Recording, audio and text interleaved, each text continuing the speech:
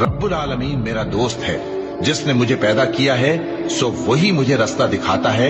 और वो जो मुझे खिलाता और पिलाता है,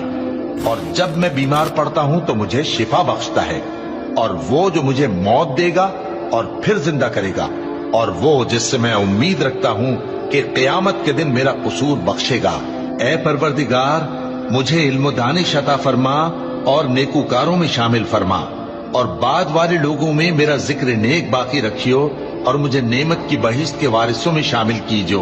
और मेरे बाप को बख्श दे कि वो गुमराहों में से है, और जिस दिन लोग उठा खड़े किए जाएंगे मुझे रुसवा न कीजो, जिस दिन न माल ही कुछ फायदा दे सकेगा और न बेटे। हाँ, जो शख्स अल्लाह के पास बेरोग दिल लेकर आया वो बच जाएगा, और बहिश्त परहेजगारों के करीब कर दी जाएगी, और दोज़ख गुमराहों के सामने लाई जाएगी, और उनसे कहा जाएगा कि जिनको तुम पूजते थे वो कहाँ हैं।